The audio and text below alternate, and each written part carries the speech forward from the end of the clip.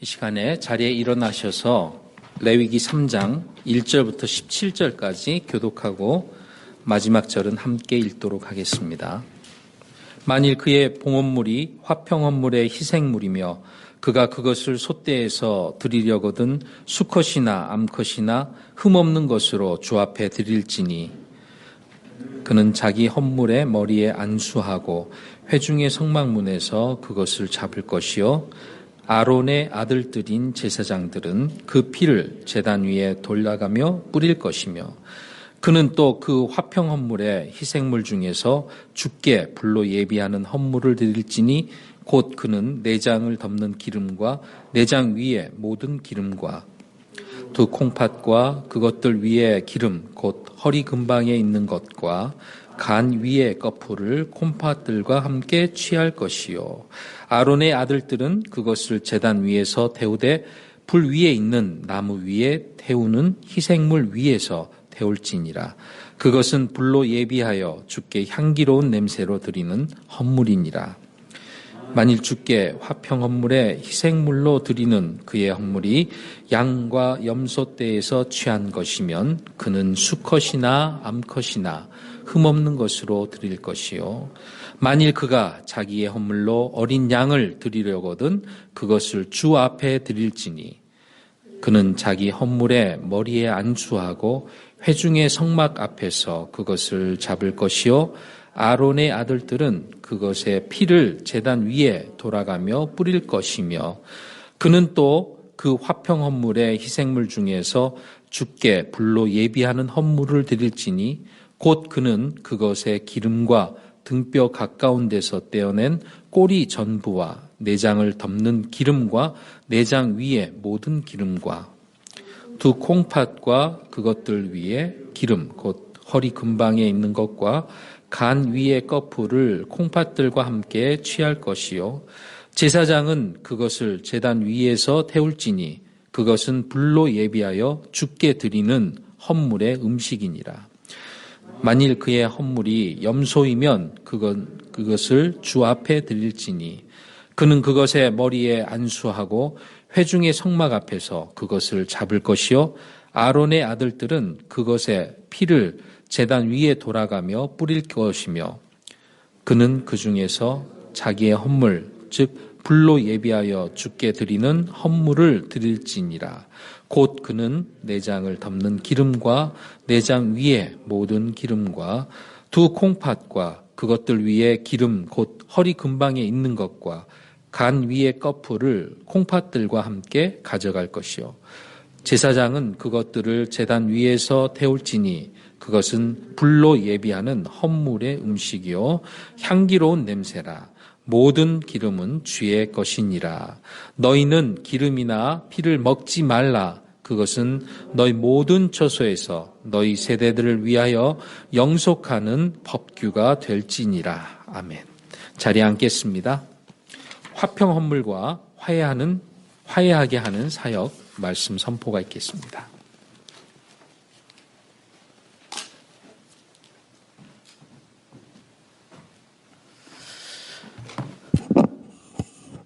우리 잠시 기도하고 말씀 나누겠습니다. 하나님 아버지 감사합니다. 이 코로나의 어려운 가운데서도 우리들 믿음으로 이곳까지 이끌어서 오늘 하나님 앞에 예배 드릴 수 있도록 도와주시니 감사합니다. 악한 마귀는 어떻게든지 우리의 예배를 방해하기 위해서 여러 가지로 힘들게 하고 있습니다. 하나님, 예배의 중요성과 예배는 우리에게 생명과 같은 것이오니 우리 주님 앞에 예배드리기를 쉬지 않게 해 주시옵소서. 아버지 하나님, 또 오늘은 화평 헌물에 대한 말씀으로 우리 주 예수 그리스도께서 우리를 위하여 하나님과 대적되고 원수된 가운데서 우리 죄인들을 위해서 화해의 헌물이 되어주시고 우리에게 화해의 말씀을 주시고 화해의 직분을 주시고 화해하게 하는 사역을 우리에게 맡겨주셨사오니 오늘 이 말씀을 통하여서 하나님께서 우리에게 주시는 귀한 영적 의미를 깨달아서 새 한 해를 우리 주님을 위해서 드릴 수 있는 귀한 이 시간이 되게 해 주시고 한 해가 되게 해 주시옵소서. 감사드리옵고 우리 주 예수 그리스도의 이름으로 기도하옵나이다. 아멘. 여러분 반갑습니다. 오늘은 더욱더 반갑네요. 여러분이 믿음으로 또 예배 참석해 주시고 또 이 코로나의 위기 속에서도 이렇게 꾸준히 우리가 대면 예배를 드릴 수 있다는 것도 큰 축복입니다.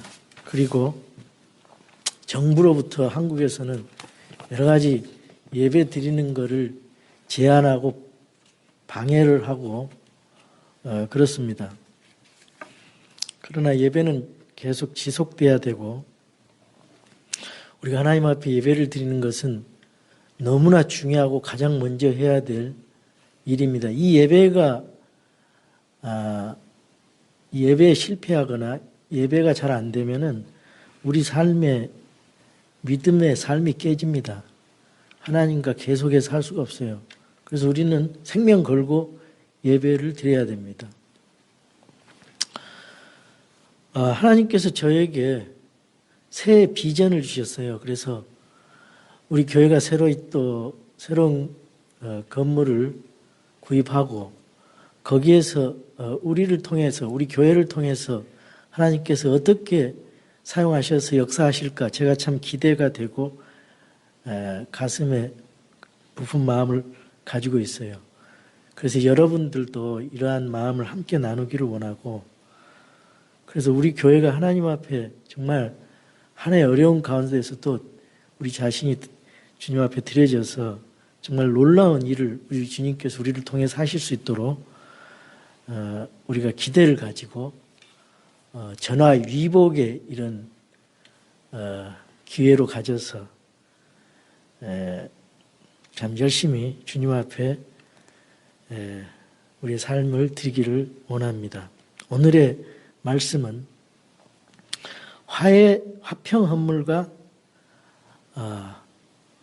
화해하게 하는 사역 이런 제목으로 제가 말씀을 드리려고 합니다.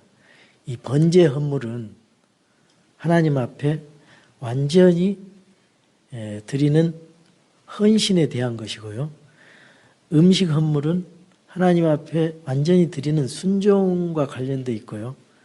또 이 화평 헌물은 하나님과의 완전한 교제 그리고 사람과의 이 교제를 말하는 것입니다. 여기 화평이란 말은 히브리어로 이 여러 가지 의미를 담고 있는데요. 기쁨과 행복, 화해와 축복 이런 좀 엑사이팅한 긍정적인 의미가 있습니다. 우리 하나님과 원수된 인간이 죄인이 하나님과 단순히 관계가 좋아진다는 그런 사실뿐만 아니라 우리가 하나님을 통해서 축복과 번영과 또 감사와 기쁨과 행복이 그런 놀라운 복된 삶을 우리가 누린다는 그런 의미가 있습니다. 화평 헌물은 다른 말로 말해서 또 감사 헌물, 서원 헌물, 감사와 서원을 목적으로 하나님께 드려지는 헌물입니다. 그 이유는 죄인된 우리가 하나님과 화해하게 된 사실이 너무나 감사하고 너무나 귀한 거잖아요. 그래서 그거에 대해 감사하는 거예요. 그래서 감사제라 그래요. 그리고 하나님과 화목하게 된, 화해하게 된 그 사실이 내 생에 있어서 얼마나 큰 축복이 되는 놀라운 그런 축복의 이유가 되고 감사가의 이유가 되는지 그걸 이제 우리에게 영적으로 교훈하고 있습니다. 우리 십자가를 보시면은 그것이 화해의 표시예요. 자, 가로로 십자가에 가로목이 있어요. 세로로 세로목이 있습니다. 이것은 하나님과의 인간과 죄인과 하나님과의 그 수직적인 의미의 그 세로목이고, 가로목은 수평적인 인간과 인간과의 화해를 의미하는 수평적인 의미가 있습니다. 십계명도 1계명에서 4계명에 하나님을 사랑하는 거예요. 하나님과 수직적인 사랑. 그리고 5계명에서 10계명까지는 수평적인 인간과의 사랑. 그래서 하나님 사랑, 이웃 사랑, 형제 사랑, 지체 사랑, 이런 의미가 있는 것입니다. 자, 그래서 이게 이제 한 가지만 있으면 안 돼요. 수평적인 하나님과 나 사이에 그런 관계만 있으면은 그거는 그냥 맹목적인 믿음이에요. 맹목적으로 그냥 하나님 믿는 겁니다. 어떤 사람들은 내가 하나님과의 관계만 좋으면 되지. 물론 그것도 중요한데 그거는 반쪽적인 반만 성경을 이해하는 거예요. 하나님과의 관계를 화해한 사람들은 이 인간과의 관계도 그 하나님께서 받은 사랑과 그 화해의 축복을 통해서 인간관계도 사랑하고 그 관계가 교제가 좋아야 된다 그 말입니다.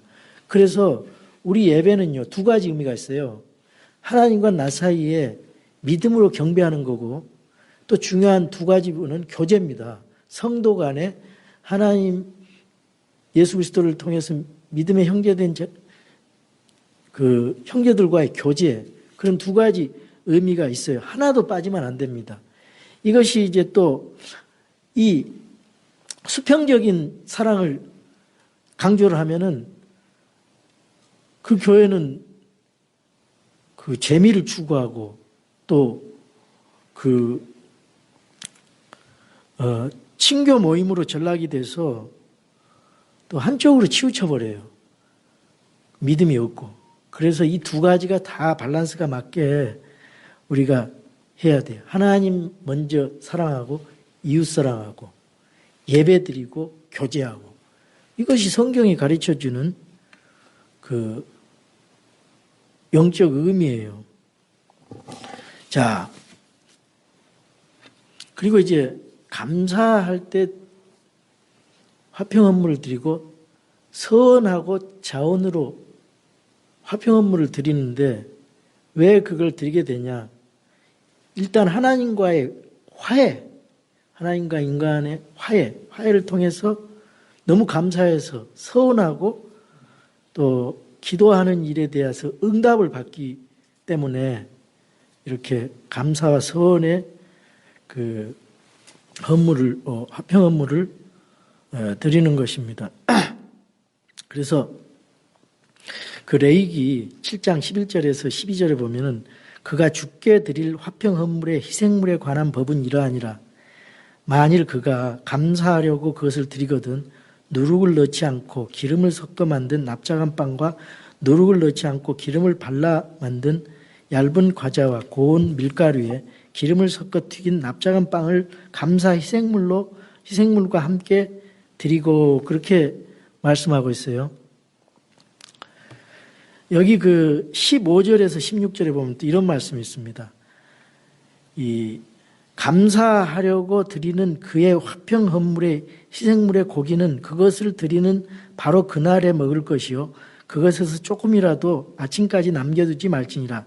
그러나 그의 헌물의 희생물이 서운하는 것이나 자원하는 헌물이면 그가 자기 희생물을 드리는 바로 그날에 그것을 먹을 것이요 그것에 남은 것은 다음 날에도 먹되, 그리고 17절 18절 보면은 셋째 날에 그것을 불태우라 그랬어요.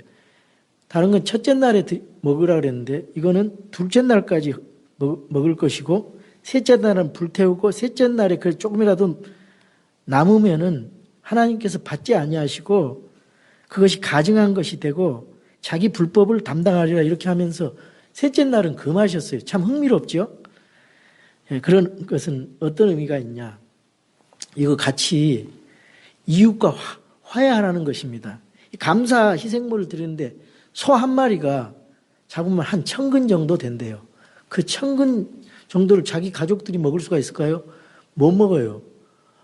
이틀 만에 먹을 수가 없어요. 그러니까 이것을 없애려면은 그 냉장고도 없는데 이거를 먹어서 없애야 되려면은 나눠줘야 돼요.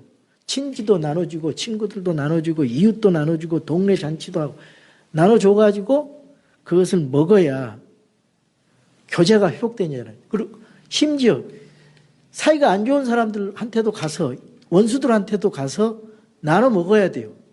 그런 하나님의 배려가 있는 것입니다. 그래서 이 감사하고 우리가 화평헌물로 드리는 것은 이렇게 이 이웃과의 교제, 하나님과의 화해가 된 사람은 이웃과 교제하라는 그런 의미가 있어요. 하나님께서는 하나도 의미 없이 이거를 쓸모없이 기록하지 않았습니다. 그래서 여기 화평헌물이 감사와 서원의 목적으로 드려졌다고 말씀하고 있고요. 감사의 목적으로 화해헌물을 드릴 때에는 기름을 섞은 누룩 없는 빵으로 드린다고 말하고 있어요. 하나님께 악의가 없는 신실한 마음의 감사를 표현하는 것입니다. 근데 부득이해가지고 누룩이 있는 빵을 드릴 경우에는 피를 뿌려서 드리라 그랬어요. 그 말은 뭔 말이냐? 내가 혹시 죄가 있을지라도 회개하지 못한 죄가 있을지라도 그리스도의 피로 깨끗함을 얻었을 때 그것이 하나님 앞에 감사함으로 드려진다는 그런 사실을 보여주고 있습니다. 시편 107편 22절에 보면은 그들은 감사의 희생물을 드리며 기뻐함으로 그분께서 행하신 일들을 밝히 보일지어다. 감사의 헌물은 바로 화평의 헌물이다. 그걸 보여주는 것입니다. 이제 화평 헌물이 여기 1절하고 6절하고 12절에 보시면은 화평 헌물이 재료가 있어요. 그것은 소와 양과 염소입니다. 그래서 하나님과 인간 사이의 화평을 위해서 십자가에 드려진 예수 그리스도를 상징하는 거예요. 예수 그리스도의 희생을 상징하는 거고 그것을 예표하는 것입니다.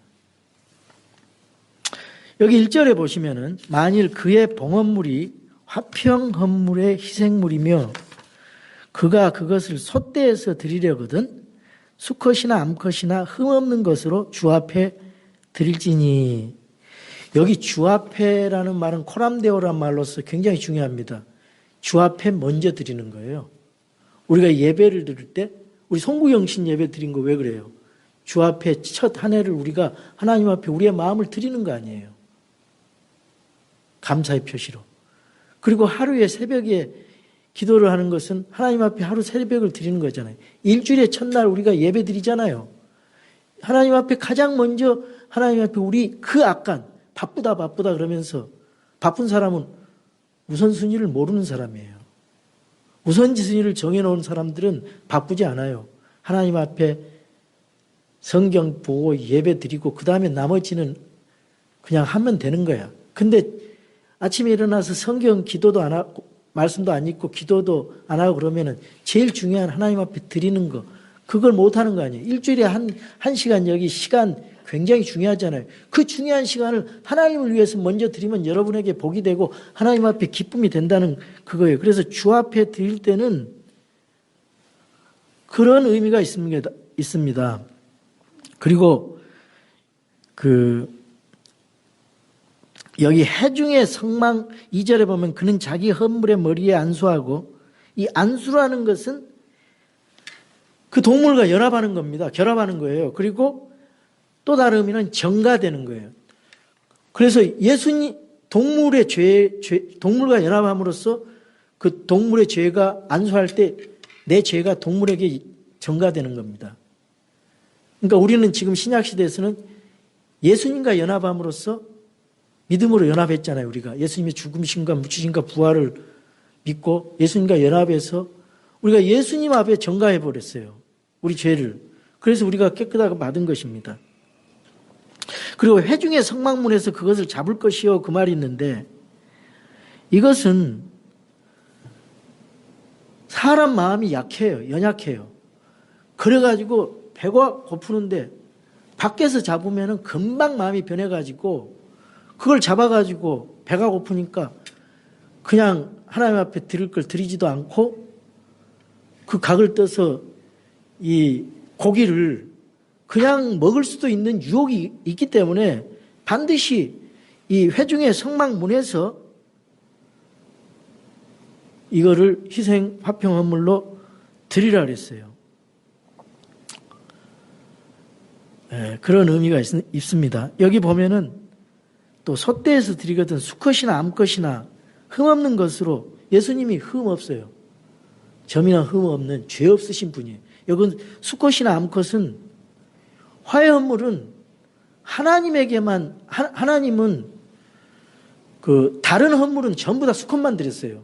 근데 화해 헌물은 수컷이나 암컷 다 드렸어요. 왜냐? 옛날에는 남자만 숫자를 셌거든요. 그래서 유대인들은 남자로 태어난 걸 감사했어요. 지금 예수님이 오셔가지고 여자분들은 감사하셔야 돼. 여자분들도. 그래서 수컷이나 암컷, 남자나 여자나 다 화해하라 그 말이에요. 자, 그래서 이런 말씀을 보면서 우리 하나님은 너무나 우리들에게 배려하시는 뭐예요? 배려하시는 하나님, 사랑의 하나님. 그걸 이제 볼 수가 있습니다. 여기 그 힘과 끈기의 상징인 소띠잖아요. 올해가 예수 그리스도의 놀라운 권능과 인내 그리고 구속의 사랑을 예표하는 것입니다. 그리고 양은 온유와 겸손의 상징, 예수 그리스도의 성품을 말하고 있는 것입니다.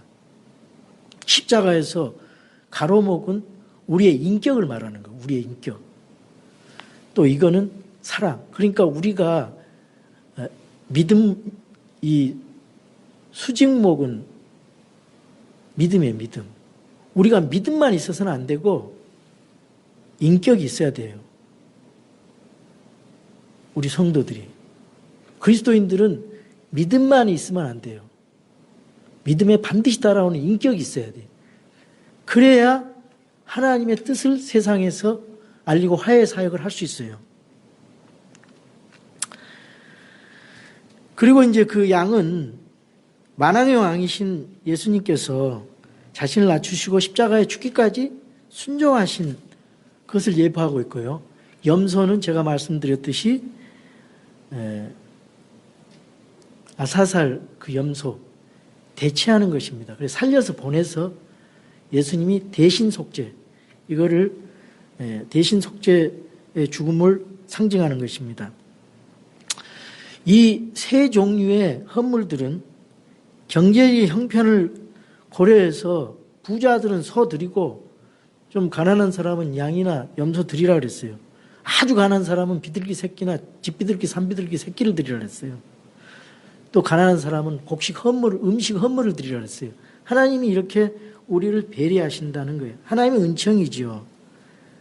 그리고 점과 흠이 없어야 되는데 예수님께서 죄 없으신 그분이 점과 흠이 없으시게 우리를 위해서 대신 희생헌물로 드려주셨다는 것을 이제 예표하는 것입니다. 자, 화평 헌물의 특징이 있습니다. 첫 번째, 새는 제외됐어요. 새가. 네, 새가 제외됐어요. 왜 그러냐? 비둘기 같은 새가 들여지지 않았는데 이 새는 뭐가 없어요? 기름기가 별로 없기 때문입니다. 소나 양은 기름기와 살이 풍성해요. 화평 헌물은 기름기가 강조되고 있습니다. 레위기 3장 3절에 4절에 보면 그런 화평 헌물의 희생물 중에서 주께 불로 예비하는 헌물 드릴지니 곧 그는 내장을 덮는 기름과 내장 위에 모든 기름과 두 콩팥과 그것들 위에 기름 곧 허리 근방에 있는 것과 간 위에 꺼풀을 콩팥들과 함께 취할 것이요. 기름을 계속 드리라고 하잖아요. 그 이유는 풍성한 기름은 인간이 하나님 앞에 드리는 화평 헌물의 몫이 되기 때문입니다. 자, 아까도 얘기했지만은 화평 헌물은 성이 구별되지 않았어요. 번제 헌물은 수컷 중에서 취해서 드렸는데 화평 헌물은 암컷도 드렸어요. 왜 그러냐? 하나님께 일방적으로 드렸어요. 번제는 하나님 앞에 드린다는 데 강조가 있는데 화평 헌물은 하나님과 인간 편이 똑같이 강조됐어요. 둘 다 화해하라는 의미가 있습니다. 하나님 한쪽만 하면 화해하면 안 되고 인간도 같이 화해해야 돼요. 근데 그 화해하기 위해서는 중간에 화평 헌물이 필요한 거예요. 화목 헌물이 필요하기 때문에 그것은 남자와 여자에게 모두 있어야 되는 것입니다. 그래서 화평하라는 거예요. 우리 예수님께서 희생 헌물이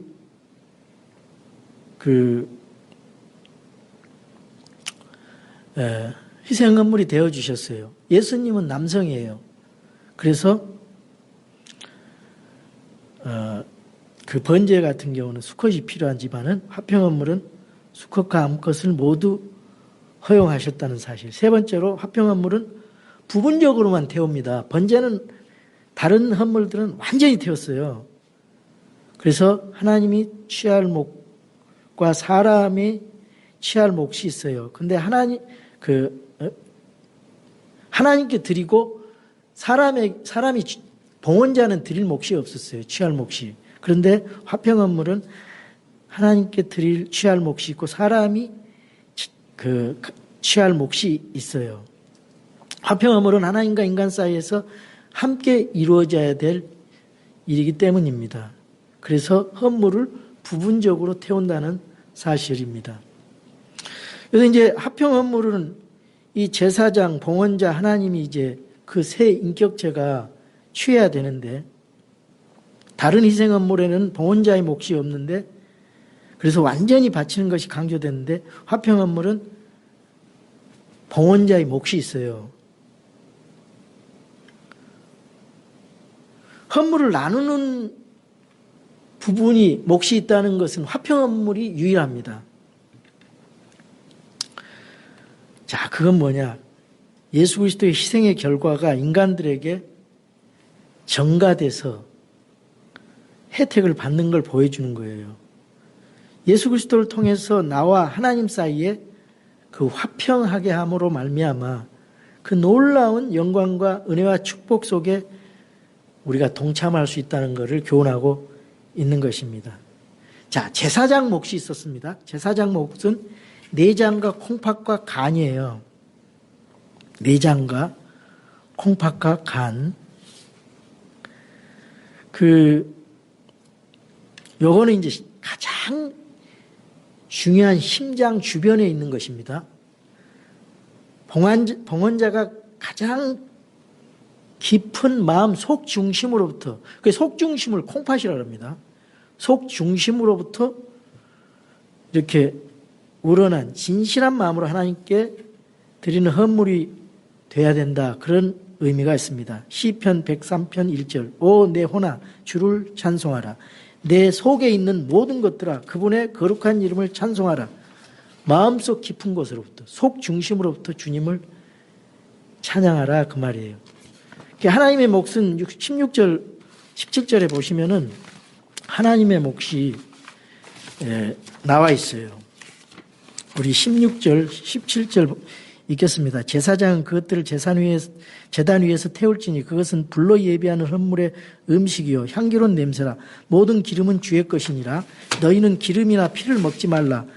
그것은 너희 모든 처소에서 너희 세대들을 위하여 영속하는 벽규가 될지니라. 우리 하나님께서 기름과 피 너무나 중요한 부분이기 때문에 귀중한 부분이기 때문에 그것을 취하시겠다 그 말이에요. 그러니까 여러분의 중요한 것을 귀중한 것을 여러분이 가장 소중하게 생각하는 것을 속 중심으로부터 하나님 앞에 드려야 그것이 하나님이 기뻐 받으신다. 그런 의미입니다. 예배를 드릴 때도 우리가 정말 신실한 마음으로 회개하고 하나님 앞에 순종하는 마음으로 헌물을 드리는 마음으로 하나님 앞에 드려야 된다 그 말이에요. 1시간 여기 앉아 있는 것이 그냥 맹숭맹숭하게 아무런 생각 없이 드리지 말라는 의미입니다. 시편 63편 5절 내 호나 골수와 기름진 것으로 배부른 것 같이 만족하면 내 입이 기쁜 입술로 주를 찬양하라. 가장 좋은 것, 가장 귀한 것, 가장 중요한 것을 상징하는 것입니다. 왜 그러냐? 피는 생명을 상징하죠. 피와 기름 없이는 사람이 살 수가 없어요. 가장 중요한 것입니다. 생명 중에 생명. 그 본질적인 것을 하나님 앞에 드리라는 것이요. 그런 의미가 있습니다. 이 봉헌자의 몫은 이제 또 여기 보면은 봉헌자의 몫이 강조됐어요. 우리 예수님이 오실 때 그렇게 말씀하셨죠. 누가복음 2장 14절 가장 높은 것은 하나님께 영광이요 땅에서는 평화와 사람들을 향한 선하신 뜻이로다. 하나님과 평화하는 것, 사람들이 화해하는 것, 이렇게 말씀하고 있죠. 로마서 5장 1절 그러므로 우리가 믿음으로 의롭게 되어 예수 그리스도를 믿음으로 의롭게 된 자들입니다. 우리 주 예수 그리스도를 통해 하나님과 화평을 누리는도다. 우리는 그 화평을 누리는 겁니다. 예수 믿는 사람은 하나님과의 화평을 누리고 하나님과 은혜를 누리고 하나님의 복을 누리는 거예요. 여러분 하나님의 은혜를 누리시기 바랍니다. 여러분 생각이 맨날 걱정, 근심, 불평 그런 것을 취해서 생각하면은 그런 삶이 나오는 거예요.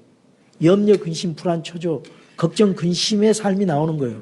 그러나 내가 하나님의 은혜를 취하고 하나님과의 화해를 취하고 기쁨을 취하면 우리 마음속에 은혜가 충만하고 성령님이 충만하고 말씀이 충만해지고 기쁨이 충만하고 주님께서 주시는 권능이 충만하고 위로가 충만하고 은총이 충만해지는 거예요. 여러분 그 선택을 잘 하셔야 돼요. 그래서 그렇게 하기 위해서는 우리가 끊임없이 우리 지옥 갈 죄는 갈보리 십자가에서 해결했잖아요. 그래 지옥은 안 가요. 우리는 그리스도 안에서 하나님과 아들들 관계가 됐어요. 그러나 교제로 믿는 후에도 죄를 짓지 않습니까? 그럼으로써 교제로 화해해야 돼요. 계속. 어떻게? 이 화해 헌문에 해당되는 우리 예배를 통해서 우리 삶 속에서 기도를 통해서 말씀으로 계속 묵상하면서 우리를 말씀으로 우리 죄를 십자가의 보혈의 피에 의지해서 자백하고 그럼으로써 우리 관계를 계속 하나님과의 화해의 관계를 계속 십자가의 피를 의지해서 계속 유지해야 돼요. 여러분의 죄가 용서함 받았습니까? 여러분의 죄가 예수님께로 전가됐습니까? 여러분의 교제가 지금 계속 지속되고 있습니까? 여러분이 화해의 헌물이신 예수 그리스도를 통해서 여러분과 하나님이 화해하고 있습니까? 여러분이 그 하나님의 사랑을 받고 그 하나님의 사랑의 화해의 은혜를 받고 다른 사람들과 화해하고 있습니까? 이 화해임이 없다면은 문제가 있어요. 하나님의 축복의 통로가 막혀버립니다. 미국 교회에서는요, 직분자를 맡길 때 맺히는 거 아니라 화해하는 그런 마음이 없는 사람에게는 안 맡긴대요. 뻥 하고 있는 사람들이 직분자를 안 맡긴대요. 내가 어디 책에서 그 읽은 적이 있어요. 그래서 우리 마음속에 화평이 있어야 다른 사람에게 화평을 나눠줄 수 있고 우리 마음속에 기쁨이 있어야 다른 사람에게 나눠줄 수 있고 우리 마음속에 화해가 있어야 다른 사람을 화해하고 용서할 수 있지 않겠습니까? 예. 골로새서 1장 20절 그분의 십자가의 피를 통해 화평을 이루사 그분으로 말미암아 모든 것들이 즉 내가 말하니 그분으로 말미암아 땅에 있는 것들이나 하늘에 있는 것들이 자신과 화해하게 하셨느니라. 우리 하나님께서 죄인된 나와 화해해 주셨어요. 그전엔 죄 때문에 사망 가운데 있고 저주 가운데 있어 우리를 지옥에 보내게 되고 하나님과 원수 가운데 있었어요. 대적 가운데 있었어요. 그러나 예수 그리스도를 믿음으로 말미암아 예수님이 대신 화평 헌물이 되어 주심으로 내가 하나님과 화해하게 됐다는 거예요. 그래서 내가 다른 사람과 화해할 수 있다는 것입니다. 여러분 그것뿐입니까? 땅에 있는 것들이나 하늘에 있는 것들, 우주 만물의 모든 창조물이 예수 그리스도로 말미암아 화해하게 됐다 그 말이에요. 그 언제 이루어집니까? 이제는 천년왕국 때, 주님이 통치하시는 천년왕국 때 그거 실체를 보게 될 거예요. 지금은 짐승들이, 사자와 호랑이 짐승들이 지금은 사납지만은 사막에 샘이 나고 어린아이가 독사의 굴에 손을 넣어도 괜찮고, 호랑이들이 그때는 이제 사납지를 않아요. 하나님과의 화해 증거예요. 에덴 동산으로 다시 돌아가는 겁니다. 왜 그러냐? 예수님의 십자가의 피 얼마나 소중한지 몰라요. 여러분, 구원받은 사람들은 예수님 앞에 감사할 줄 알아야 돼요. 이 구원받은 사실을 너무나 감사하기 때문에 다른 사람들은 많이 그 구원은 별로 상관없이 다른 축복을 세상 사람들과 똑같이 기복주의지 인본주의 신앙을 가진 사람들은 똑같이 욕심으로 내 정욕을 위해서 원하잖아요.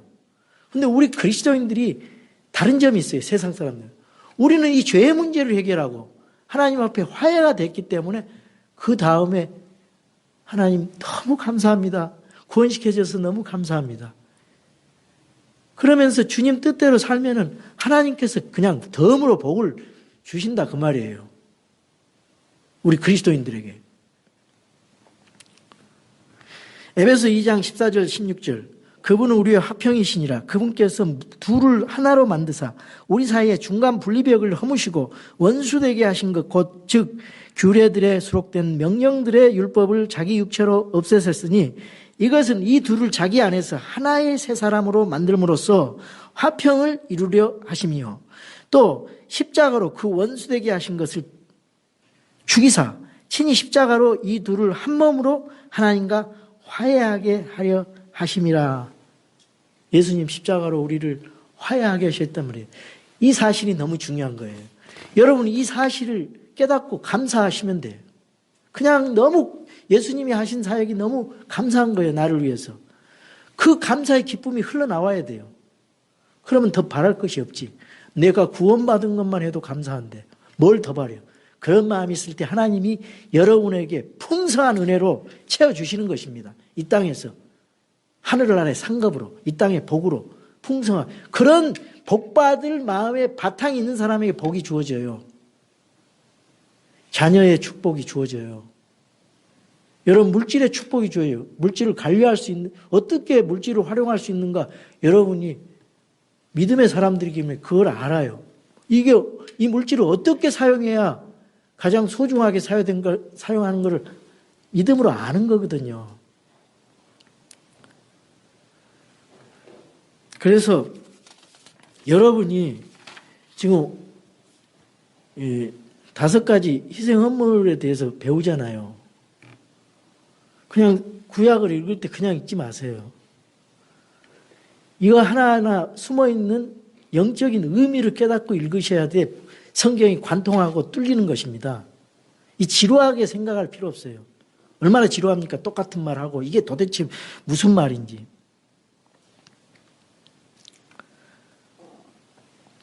예수님이 죄인된 인간과 거룩하신 하나님 사이에서 십자가에 죄 없으시게 예수님이 화평헌물로 죽으셨어요.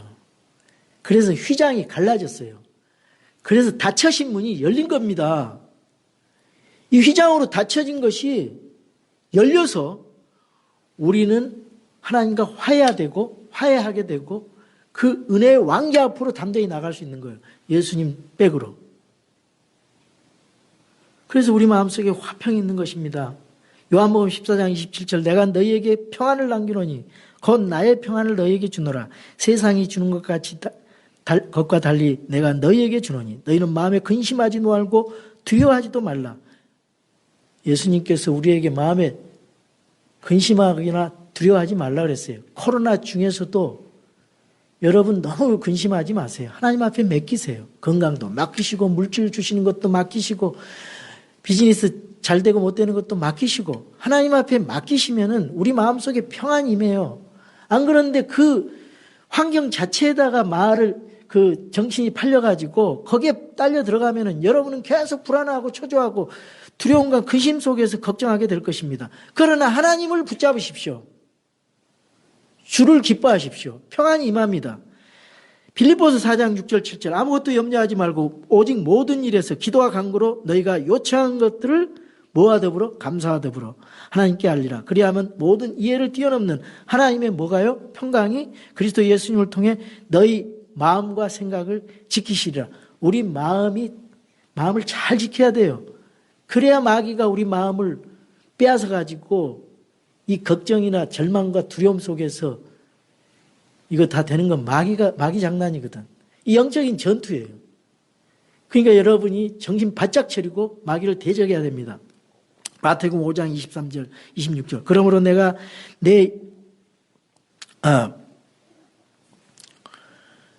우리 마음속에 이 용서하지 못한 마음이 있으면은 이게 막힌다 그랬어요. 내가 내 예물을 제단으로 가져오다가 너를 대적할 어떤 일이 내 형제에게 있음을 거기서 기억하거든. 내 예물을 거기에 제단 앞에 두고 내 길로 가서 맨 먼저 내 형제와 화해하고 그 뒤에 와서 내 예물을 드리라. 내가 내 대적과 함께 길에 있을 동안에 속히 그와 합의하라. 언제라도 그 대적이 재판관에게 너를 넘겨주고 재판관이 직무 수행자에게 넘겨주어 너를 감옥에 가둘까 염려하노라. 진실로 내가 너에게 이르노니 내가 마지막 한 푼까지 다 갚기 전에는 결코 거기서 나오지 못하리라. 이것은 이제 신약과 구약의 그 과도기적인 그런 상황에서 유대인들에게 하신 말씀인데요. 우리에게 영적인 원리는 마찬가지입니다. 우리가 다 용서하고 예배드리라 그 말입니다. 그래야 하나님의 평강이 임하고요. 피스메이커가 되는 거예요.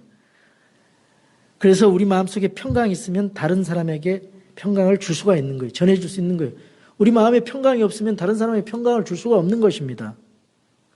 그래서 로마서 12장 18절에 가능하다면 너희가 할 수 있는 대로 모든 사람과 화평하게 지내라.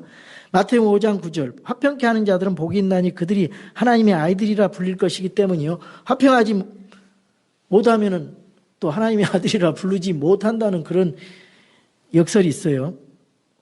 그래서 우리가 화평도 참 중요한 것입니다. 그래서 하나님과 먼저 화평하고 우리에게 화평이 풍성하게 임할 때 화평을 나눠줄 수 있다는 거예요. 제가 결론적으로 여러분에게 우리 킹스타운 가족들에게 담임 목사로서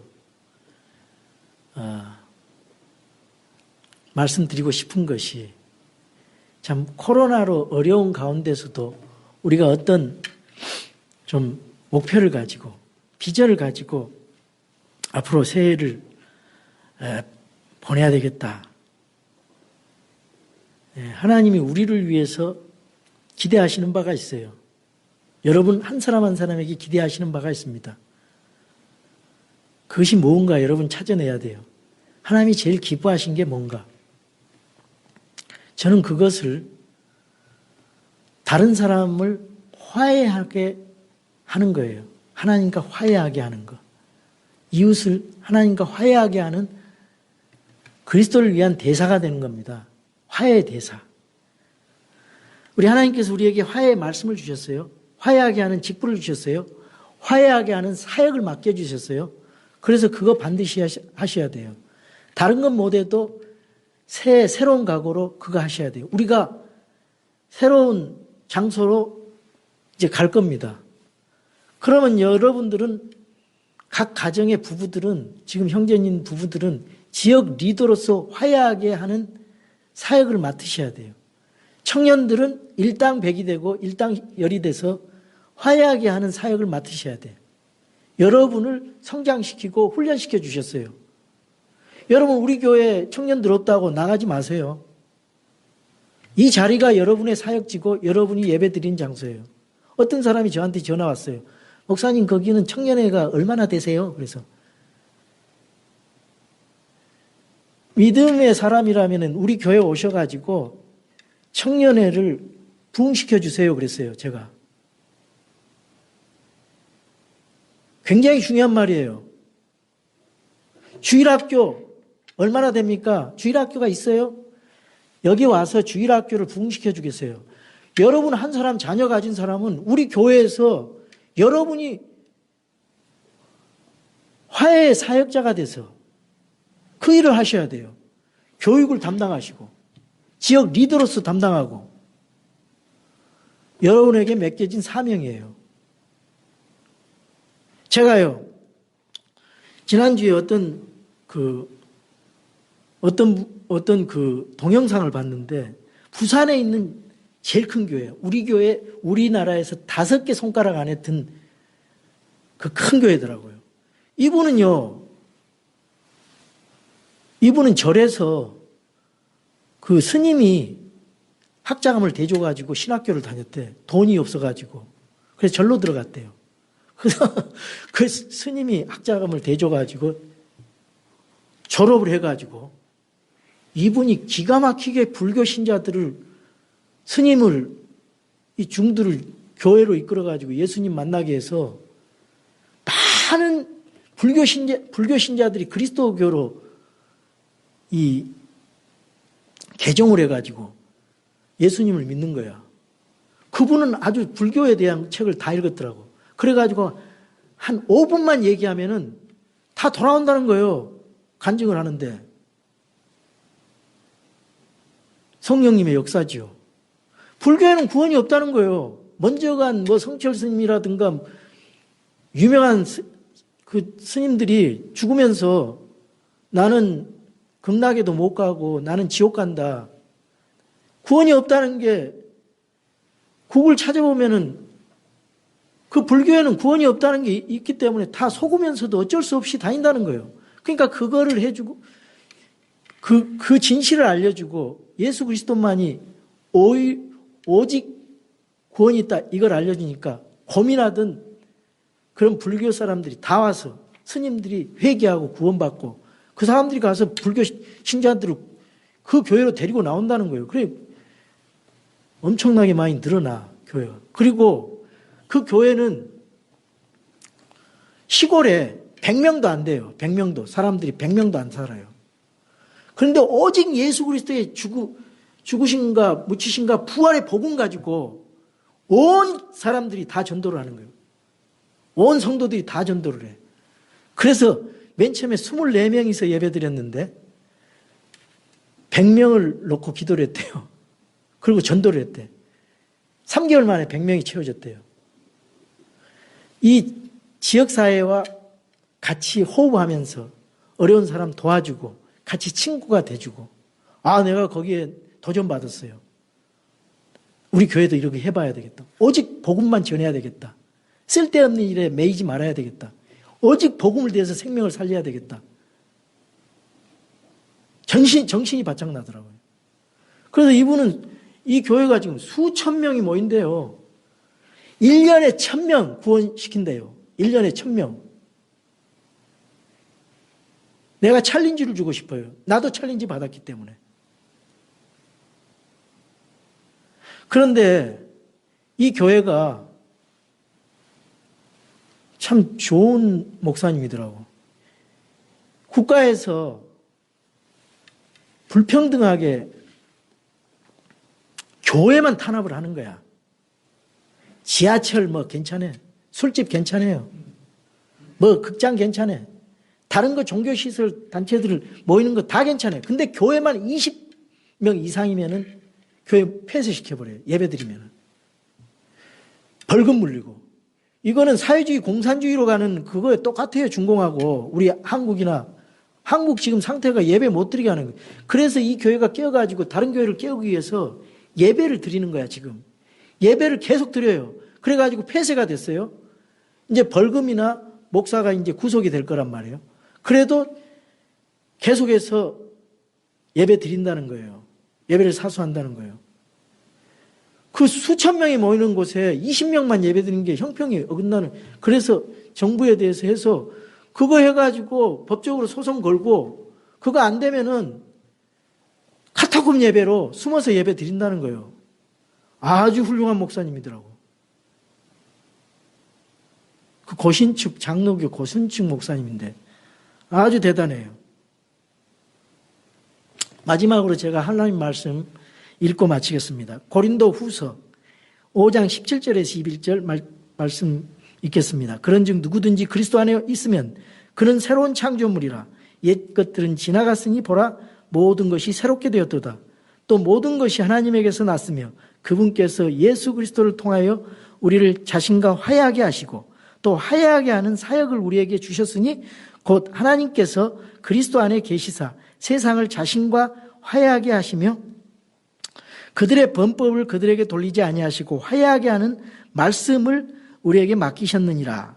그런즉 하나님께서 우리를 통해 너희에게 간청하시는 것이 같이 이제 우리가 그리스도를 위한 대사가 되어 그리스도를 대신하여 너희에게 간구하노니 너희는 하나님과 화해하라.